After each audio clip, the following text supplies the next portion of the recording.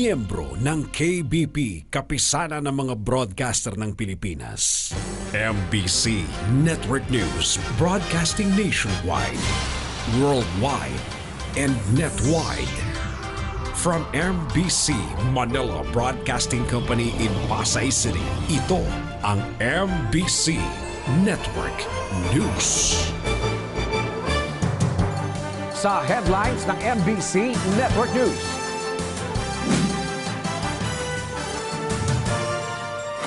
Luzon at Visayas posibleng isailalim din sa martial law.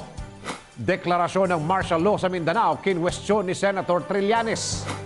Pari at ilang sibilyan hinostage ng Mauti Group. Ginagamit umanong human shield. Sa trending news, trending, dalawang paslit na kunang gumagawa ng milagro. Ipit kilikili, modus ng isang babae, huli sa CCTV camera. Sa good news, panukalang work at home lusot na sa Senado. Sa Alam ba News, bombing sa concert ni Ariana Grande. Konektado nga ba sa naganap na pagsabog sa Bangkok? Sa Discovery, kakaibang uri ng panghiwa ng gulay na imbento. Balita mula sa ibayong dagat, climate change at terorismo. Sentro ng pulong ni Pope Francis at US President Donald Trump. Sa Game Now, 42 points ni Kyrie Irving sumalba sa Cavaliers. Showbiz, Daniel Matsunaga willing maging magkaibigan ulit sila ni Erich Gonzalez. Direk Eric Mati minura ang supporters ni Pangulong Rodrigo Duterte.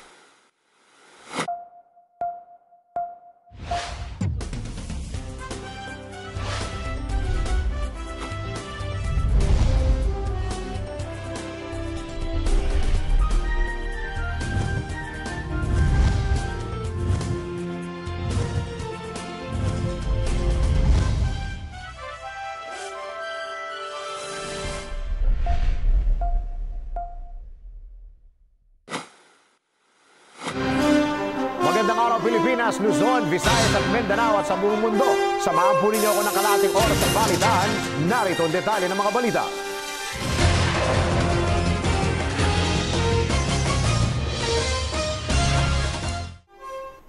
Ano nangyari kahapon sa live poll? Ito po, muling nagsagawa ang DZRH News Television ng live poll sa tanong na para sa iyo, dapat bang payagang dumalo si Senator Laila De Lima sa mga pagdinig sa Senado patungkol sa death penalty bill? Para sa mga nagsabi ng yes o dapat payagan si Senator De Lima, nakakuha ng mahigit 400 votes. Habang ang mga nagsabi ng no ay umabot sa halos 4,000 votes. Samantala, isa pang poll ang aming sinagawa kahapon na nagpapakita ng tila pagod sa mga netizen patungkol sa kapayapaan sa Mindanao at sa katanungang pabor ka ba sa sinabi ni Representative Antonio Tino na alisin na ang martial law sa Mindanao. Tanging 321 votes lamang ang pumayag na alisin ang martial law, habang 2,961 votes naman ang nanindigang no o hindi sila papayag na i-lift na ang martial law sa Mindanao. Sa ngayon naman po, para sa mga nais na ipahayag ang kanilang saloobin sa mga isyu ng bayan, meron po kaming muling ongoing na live poll sa DZRH News Television sa mismong page po ng DZRH News Television. Ito po yung katanungan. Naniniwala ka ba sa sinasabi ni Senator Trillanes na hindi dapat martial law ang sagot sa krisis sa Marawi? Para sa mga sang-ayon, i-click lamang ang like icon, habang ang sa mga nagsasabi ng no o hindi naniniwala kay Senator Trillanes, i-click lang po ang angry emoticon. Ipahayag ang inyong opinion at magkaroon ng pakialam sa issue ng lipunan. Yan na po ang pinaka-latest score na nangyayari sa aming live poll.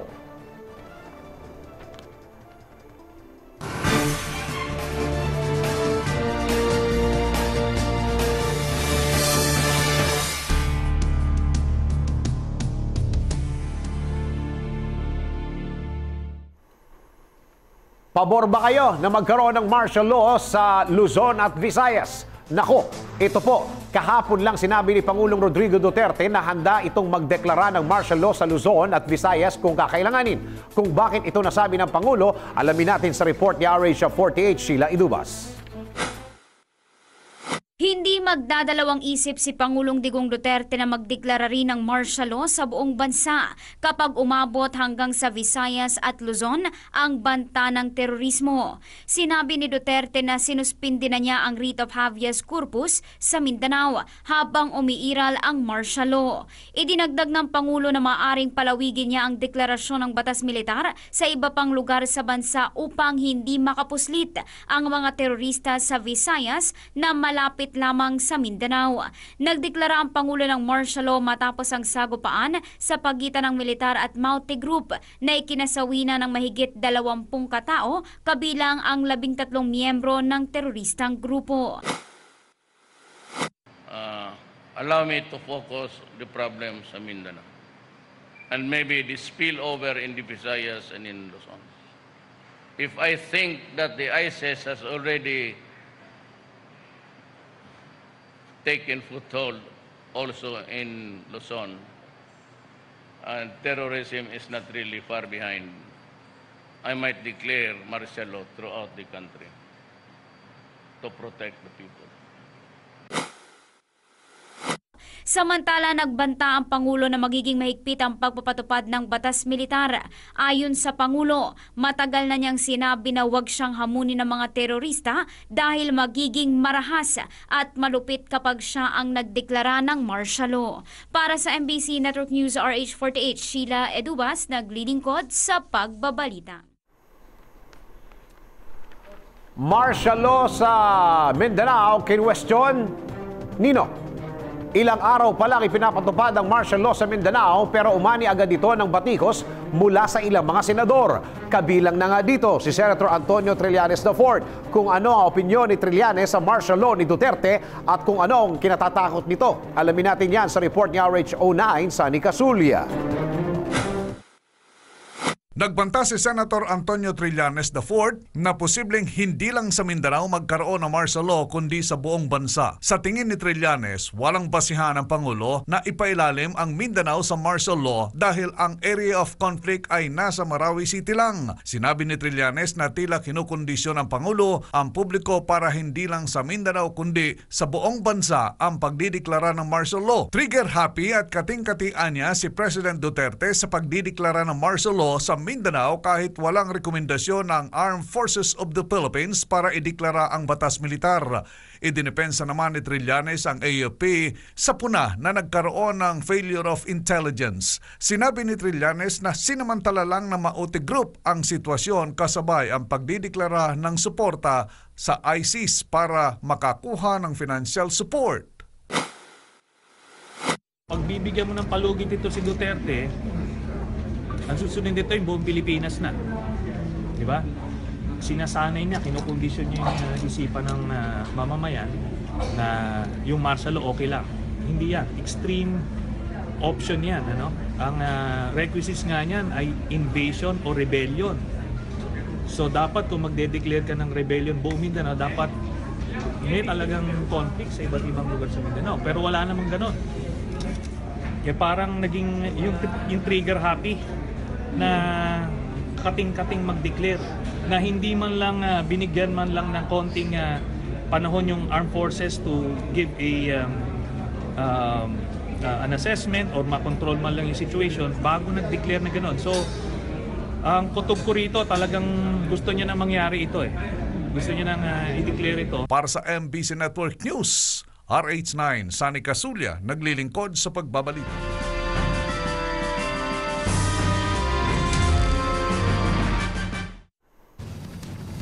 Balita pa rin patungkol sa Marawi City. Failure of intelligence sa Marawi City iginiit ng mga senador. Magbabalita si RH12 Manang Milky Rigunan.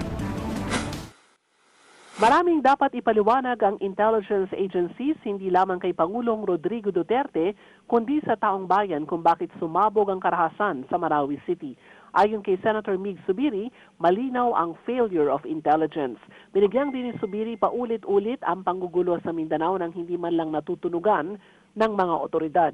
Sabi ni Subiri, bago ang Marawi City siege, nanggugulo na rin ang lawless elements sa mga lugar ng Patikul Sulu, Mamasapano, Maguindanao, Basilan at iba pa. Bukod sa failure of intelligence, sinabi ni Subiri na hindi may kakasa ang mga panggugulo sa Mindanao kung wala namang kasabwat ng mga local officials doon.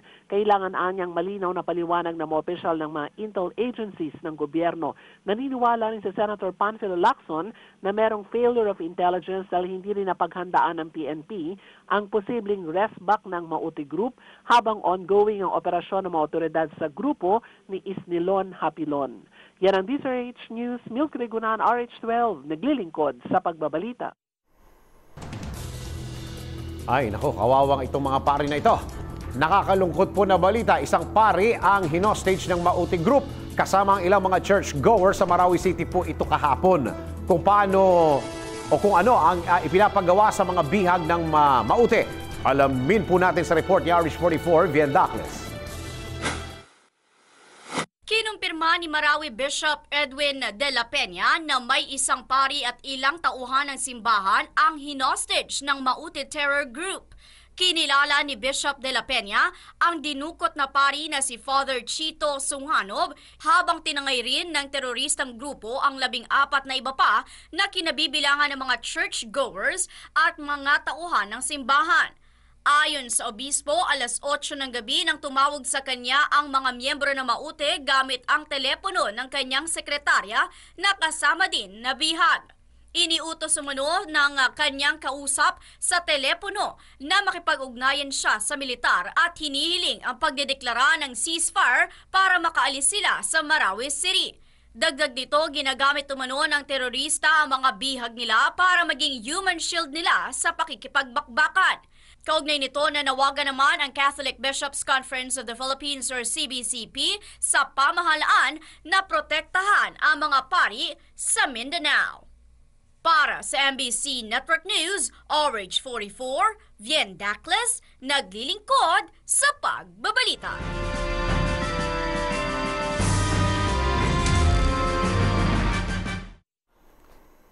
Isang 120 sibilyan ligtas na. Nailigtas ng panig ng pamahalaan ang mahigit 100 sibilyan na bihag ng Mauti Group sa Marawi City. Kung paano sila ni-rescue, alamin natin sa report ni RH48 Sheila Idubas. Aabot sa 120 sibilyan ang nailigtas ng tropa ng gobyerno laban sa kamay ng grupo ng Maute na lumusob sa Marawi City. Ayon sa Western Mindanao Command, halos 78 sa mga sibilyan ang narescue mula sa Amay Pakpak Hospital bandang alas 3 ng hapon. Mula sa nabanggit na bilang, 8 ang pasyente, 21 ang staff ng ospital at 49 ang construction workers. Napag-alaman na isang pulis at security guard ang napatay sa pagpasok ng mga miyembro ng Maute sa Amay Pakpak Hospital upang ipagamot ang kanilang 2 kasamahan na nasugatan sa bakbakan. Samantala, 42 guro ang nailigtas din ng mga grupo sa Dansalan College matapos sunugin ng mga terorista ang naturang gusali.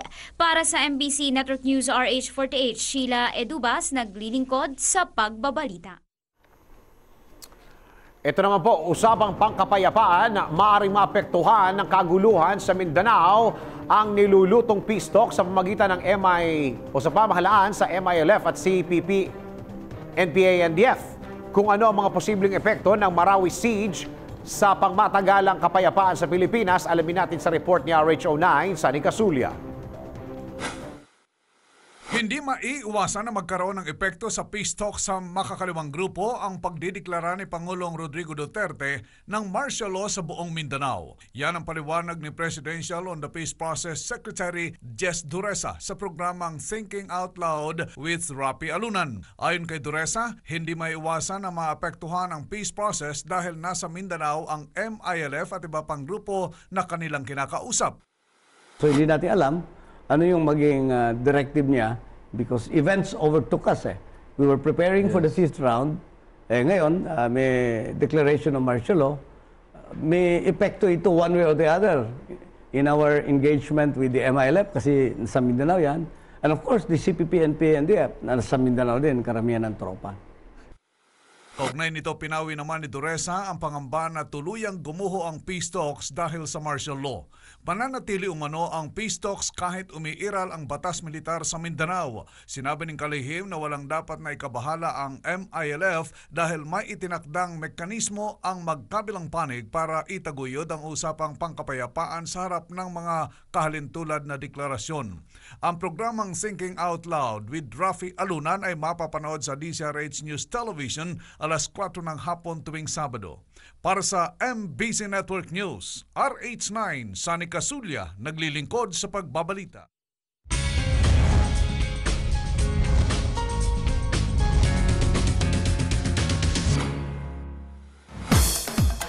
Showbiz muna tayo. Showbiz.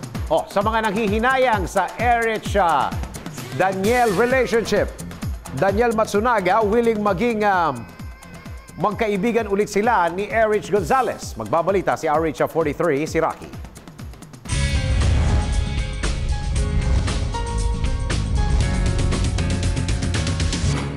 Ilang buwan matapos na maghiwalay, bukas na muli si Daniel Matsunaga na makipag-friends sa kanyang ex-girlfriend na si Erich Gonzalez. Ayon kay Daniel, nakapag-move on na siya sa kanilang breakup kung saan kinumpirma din ito na naging civil naman sila ni Erich noong magkasalubong sila sa Araneta Coliseum noong rehearsal ng gaganaping silver anniversary ng Star Magic. Anya, wala naman siyang sama na loob kay Erich at malaki pa rin ang respeto niya dito at sa pamilya nito. Ang iba pang detalye tungkol sa balitang yan mamayang alas 12 ng tanghali sa aking STL, Showbiz Chismis Live. At yan aking balita, ako naman si RH43 Rocky, ang inyong kaliga sa mundo ng Showbiz.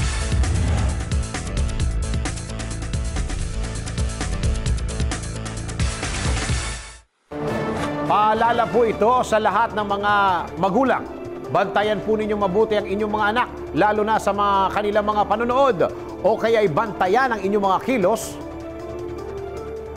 o yung kilos nila na hindi pa dapat o yung mga kilos na hindi pa nila dapat nakikita at nalalaman ng inyong mga anak. Lalo na ang mga paslit pa lamang. Ito'y upang hindi matulad sa mga batang ito. Ano ang kanilang ginagawa? Panoorin mabuti sa report ni RH44, Vien Dacles.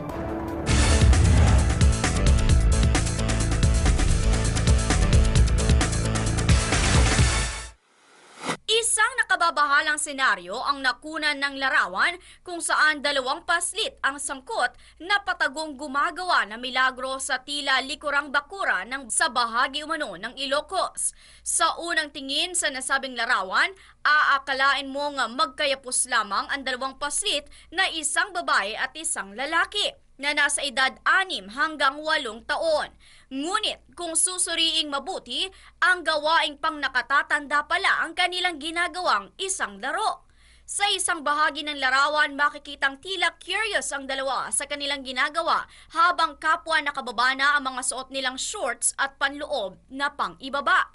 Samantala, sa isa pang larawan ay makikitang halos nakahiga na ang dalawa habang patuloy sa kanilang ginagawa. Tila naman kapwa may napanood ang mga ito na kanilang pinaggayahan at nagdulot sa mga ito ng curiosity kaya't nagawa ang pagtatalik sa kanilang murang edad. Nabahala naman ang ilang mga netizen na nakakita sa nasabing larawan at iminungkahing dalhin sa kinauukulan ng dalawa upang mabigyan ng tamang paggabay. Para sa MBC Network News, RH44, Vien Dacles, naglilingkod sa pagbabalita. Samantala, mag-iingat sa mga modus ng mga mandurugas. Ito'y upang hindi kayo malamangan o kaya'y malugi ang inyong negosyo. Ikonsidera na rin ang paglalagay ng CCTV camera upang mabilis na mahuli ang mga lokong mandurugas na yan, tulad ng babaeng bida sa isa pa nating trending na report. Kilalanin natin kilalanin para inyong maiwasan at maisuplong. Narito, panoorin natin. Report ni RH44, Vien Dacles.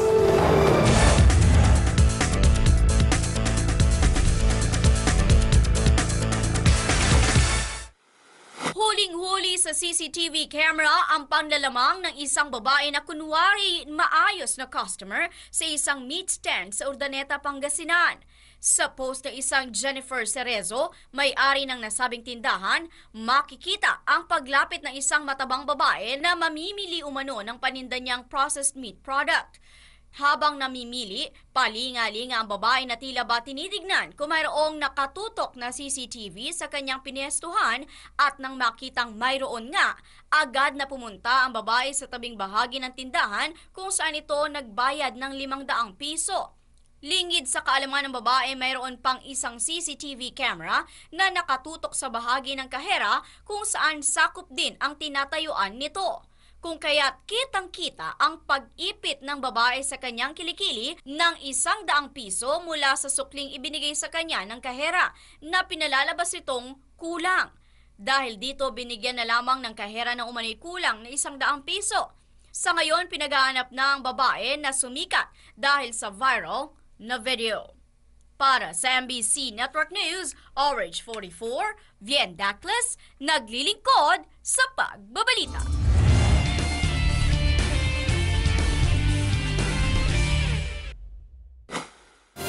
Pagod ka na ba sa magparot-parito sa opisina?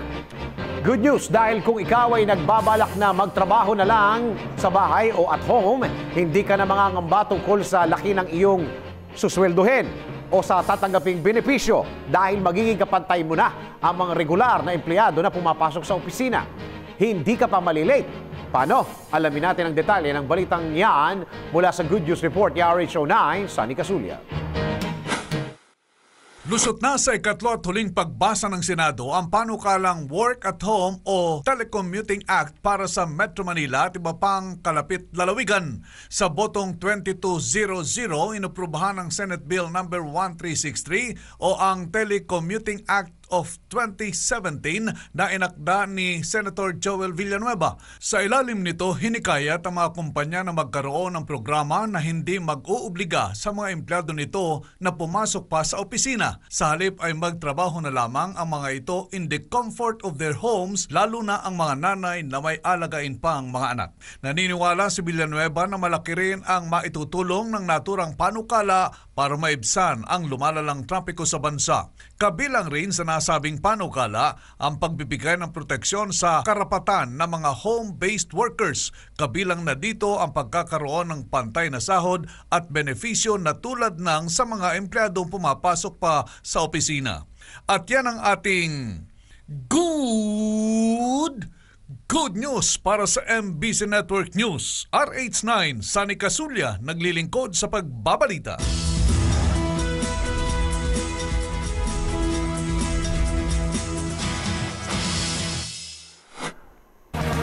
Sunod-sunod na pagsabog. Nitong nakaraang araw lang, isa sa mga gumulat na balita sa loob at labas ng bansa ay ang sunod-sunod na pag-atake ng mga armadong kalalakihan sa mga matataong lugar hindi lamang sa Marawi City, ngunit maging sa concert ni Ariana Grande sa Manchester at isang ospital sa Bangkok. Pero konektado nga ba ang mga pagsabog na ito? Alamin natin sa report ni RH49, Rita Salonga. Ginulat tayo ng balita na may sumabog na bomba malapit sa pinangyarihan ng concert ng pop star na si Ariana Grande sa may Manchester, England. Mahigit 22 ang namatay at 59 ang nasugatan sa nasabing insidente. Base sa report ng pulisya, nakatanggap sila ng tawag 10:33 ng gabi kakatapos lang ng pagsabog sa may malapit sa Manchester Arena, ang pinakamalaking indoor arena sa Europe na may kapasidad na 21,000. Ikinatuwa ng mga Islamic supporter ang nasabing pagsabog base na rin sa mga ipinalabas nila sa kanilang social media account. Maliban sa pagsabog sa Manchester, isang pagsabog rin ang naganap sa isang ospital sa Bangkok, Thailand, kung saan 24 naman ang nasugatan. Ang nangyaring pagsabog ay nataon sa ika-3 taong anibersaryo ng junta takeover at sinisisi ng Thailand Army ang nasabing pagsabog sa mga makakaliwang grupo na hindi sumasang-ayon sa batas ng militar. Balikan natin ang ilan sa mga pagsabog na nangyari sa mga matataong lugar tulad ng nangyari sa concert ni Ariana Grande at kung konektado ang mga ito sa gawa ng mga teroristang grupo. Para sa kabuuang balita, maglagon lang sa www.tcrhnews.com. Para sa Alam Ba News, RH49, Rita Salonga, naglilingkod sa pagbabalita.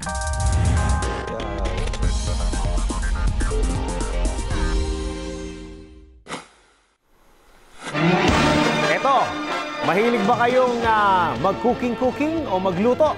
Gusto nyo bang magluto pero tinatamad kayo magbalat ng mga panghalo sa inyong putahe?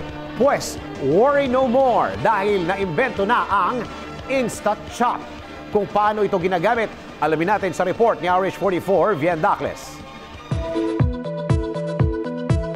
Are you into food business or just a vegetarian who wants to have a fresh and easy-to-made puree?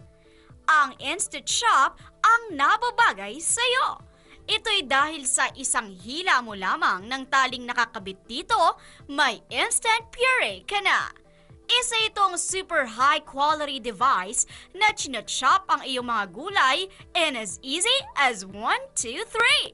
Ang Instant Shop ay isang innovative, tough, durable at lightweight food chopper na madaling linisin, easy to store, at military-grade parachute material na nylon cord, dishwasher safe, at may non-slip base. Bukod dito, pwede ka nang mag-goodbye sa mga bulky at mabibigat na mga food processor, pati na ang maingay na tunog nito. Ngunit ang the best para sa Instant Shop ay kayang-kaya mong i-prepare ang iyong favorite puree in seconds lamang, and it is so much fun to use as well. Kaya naman, we can guarantee na kapag nagsimula ka ng mag-chop, you'll be looking for more things to chop, mince, at puree. At yan ang ating news cavalry, RH44, Vian Dacles, naglilingkod sa pagbabalita.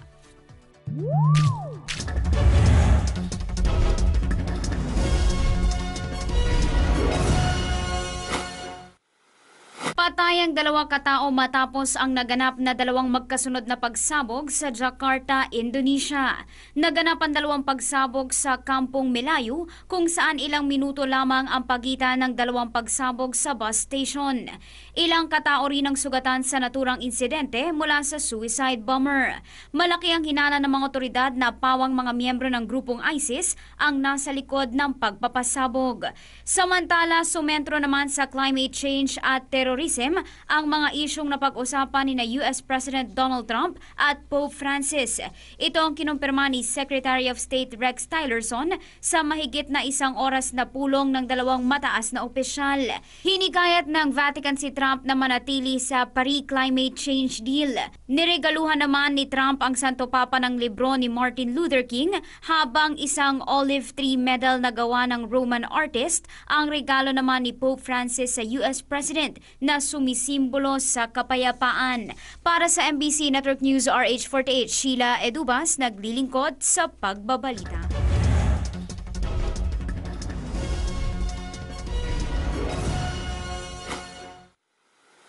Apat agad ang personal fouls ni LeBron James sa first half pa lang ng Game 4 ng Eastern Conference Finals, kaya napilitan itong umupo hanggang sa third quarter. 10 puntos na ang lamang ng Celtics at dadagdagan pa sana ito kung hindi dahil sa magandang laro ni Kyrie Irving. Sa halftime ng Game 4, 10 points na ang naging halftime lead ng Celtics sa kabila ng pagkawala ni LeBron James dahil sa 18 halftime points ni Kyrie Irving. Pero sa third quarter, umarangkada si Kyrie para habulin ang lamang ng Celtics. Binuhusan niya na 21 points ang Celtics sa third quarter para bigyan ng Cavs ng 40-point quarter at ang 87-80 na kalamangan. Dahil dito nabigyan ng pagkakataong maging aggressive muli si LeBron James sa fourth quarter na pinalobo ang kanyang stats para maging 37 ang kanyang points total sa pagtapos ng laro. Tinapos naman ni Kyrie Irving ang laro na may 42 points.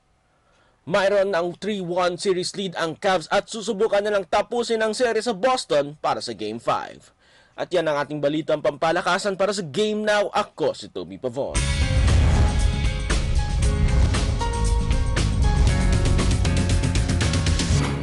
Katakot-takot na mura at batikos ang inaabot ngayon ng direktor na si Eric Mati mula sa supporters ni Pangulong Rodrigo Duterte. Ito'y matapos na magmura ito sa kanyang social media account kung saan kung aanalisahing mabuti ay para ito sa mga supporters ng Pangulo na bumoto dito noong eleksyon. Bagamat hindi malinaw kung ano ang pinanggagalingan na nasabing pagmumura ng direktor, ngunit marami ang nagsasabi na may kinalaman ito sa pagdideklara ni Pangulong Duterte ng martial law sa buong Mindanao kasunod ng terror attack ng grupong ISIS at Maute Group sa Marawi City. Ang iba pang detalye tungkol sa balitang yan mamaya alas 12 ng tanghali sa aking STL, Showbiz Chismis Live. At yan aking balita. Ako naman si RH43 Rocky, ang inyong kaliga sa mundo ng showbiz.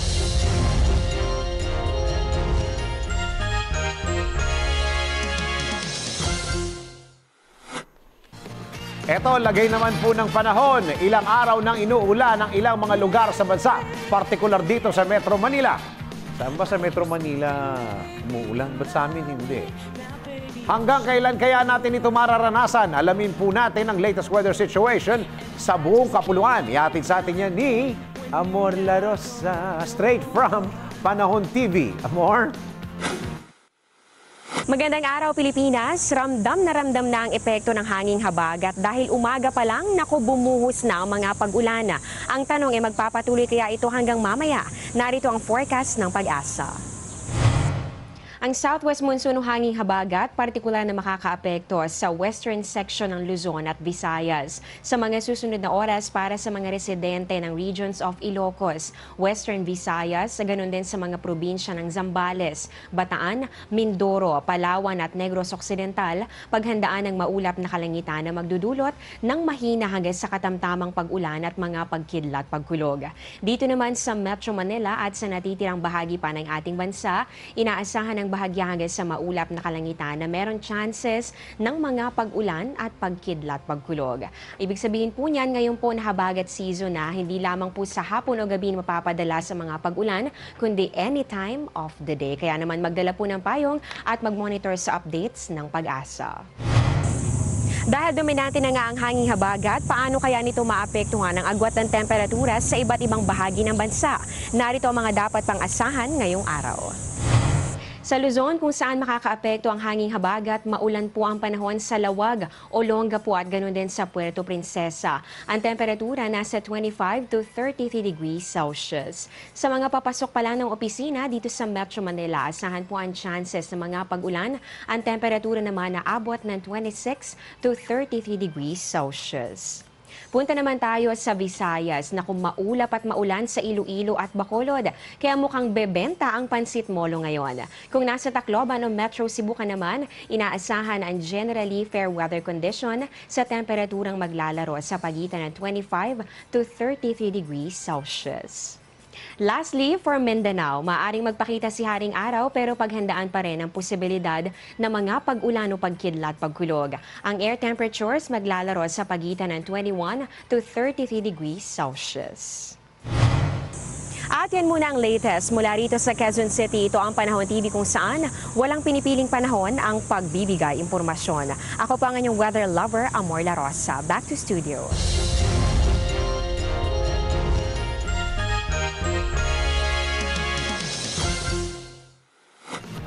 Maraming salamat, Amor La Rosa, mula sa Panahon TV. Para sa ating live poll. Samantala, para naman sa ongoing live poll dito pa rin sa DZRH News Television, eto po yung katanungan. Naniniwala ka ba sa sinasabi ni Senator Trillanes na hindi dapat martial law ang sagot sa krisis sa Marawi? Para sa mga sang-ayon, i-click lang po ang like icon, habang para sa mga nagsabi ng no, o hindi naniniwala kay Senator Trillanes, i-click lang ang angry emoticon. Ipahayag ang inyong opinyon at magkaroon ng pakialam sa issue ng lipunan. Nariyan na po sa inyong mga screens sa pinaka-latest. Ang nagsasabi ng no, 2,936. Ang nagsabi ng yes ay 283. Ongoing pa rin ho yan hanggang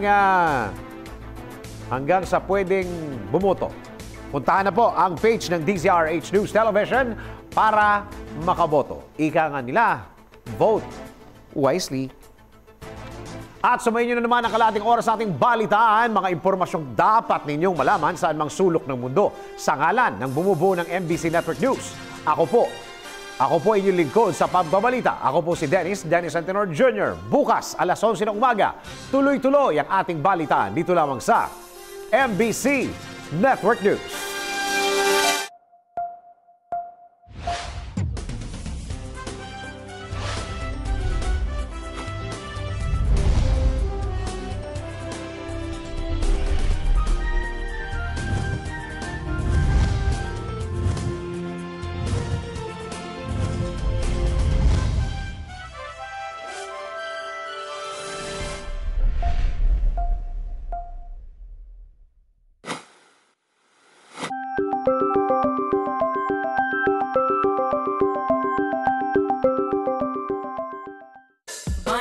Bonding with the family pag may time. Try ng bagong recipe pag may time. Business pag may time. Dahil ang may pride, may time.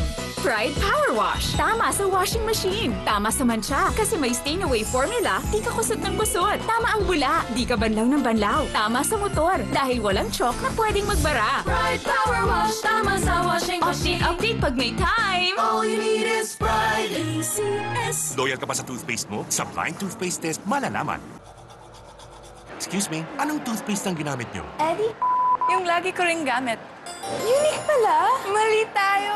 Ayon sa research, 6 out of 10 Filipinos nagkamali din. Parehong nagbibigay ng maximum fluoride protection, fresh breath, healthy gums at approved ng Philippine Dental Association. Parang toothpaste ko. Pero ang unique, mas affordable ang presyo. Mali na naman tayo.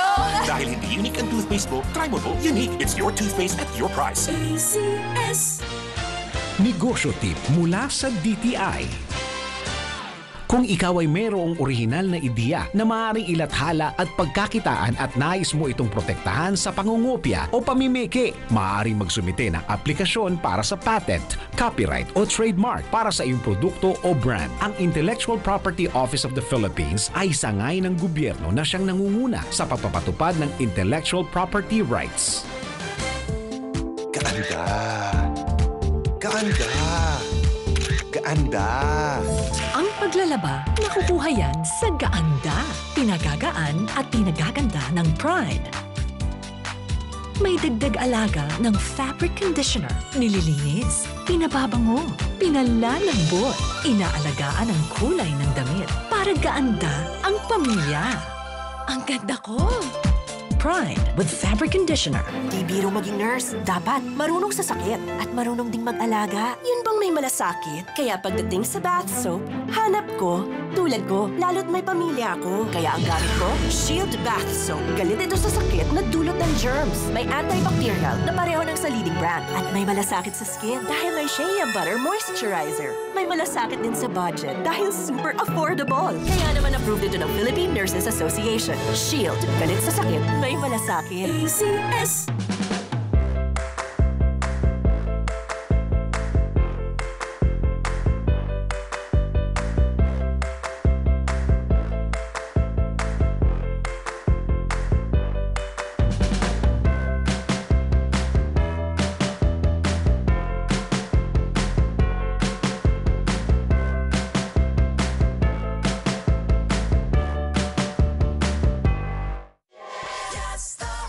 Pinagpipilian na ngayon kung sa Abu Dhabi ba o sa Dubai kaganapin Para sa kabuang balita, maglagon lang sa www.tcihnews.com. Ang POEA His family ng mga sundalong Hapon matapos ang World War II. Detalye tungkol sa balitang yan ang mamayang alas 12 ng tanghali. ng Aurora. Bahagyang makulimlim Sa naman na may headlines ng isolated rain. MBC Network News, inform.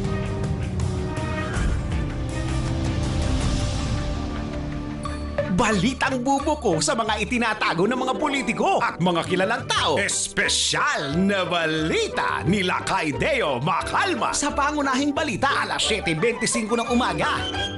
Hindi porke balita, seryoso usapan. Pwede namang magaan. Issue ni Lakay Deo Macalma at Miss O. Karen Oyong. Alas 9 ng umaga, araw-araw, Lunes hanggang Biyernes. Mga balitang gagawa ng ingay sa buong araw hanggang sa mga social media. Pambansang balitaan sa Pangunahing Balita. Joe Taruk at Lakay Deo Macalma. Alas 7 ng umaga. Araw-araw, Lunes hanggang Biyernes. Narinig mo na ba ang pinangakuan mo na nga? Gusto, to pa rin pa. Natatandaan mo pa ba sila? Nangakong magpapagawa ng tulay. Nangakong magpapatayo ng ospital. Nangakong pagagandahin ang bayan natin. Aba, singilan na. Programang tututok kung natupad na ang mga pangakong binitiwas. Sagot sa Bayan. DZRH Campaign Promise Tracker. Kasama si Sunny Casulia. Linggo, alas 6:30 ng gabi sa DZRH News Television. Simultaneous broadcast sa DZRH News Television, Facebook at YouTube live channel at sa www.dzrhnews.com. Sagot sa Bayan. DZRH Campaign Promise Tracker. Dahil ang pangako, hindi dapat napapako.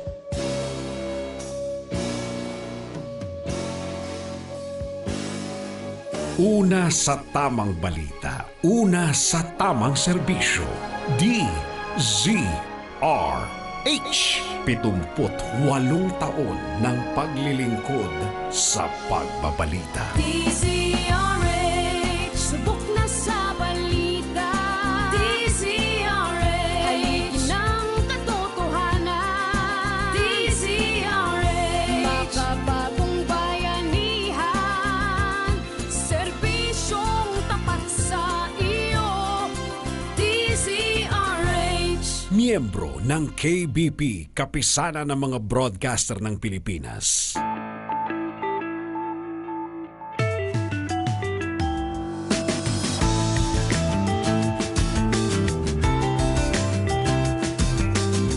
Po inyong makakasama sa ilang minutong talakayan sa mga edisyon ng DZRH Follow-Up.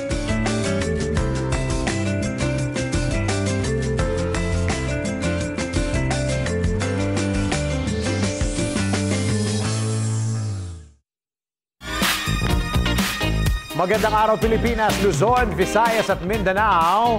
Welcome sa isa na namang edisyon ng DZRH Follow-Up. Ako po inyong makakasama ng ilang minutong talakayan. Ako po si Dennis Antenor Jr. Diretso na po tayo sa ating topic for the day. Aabot sa isang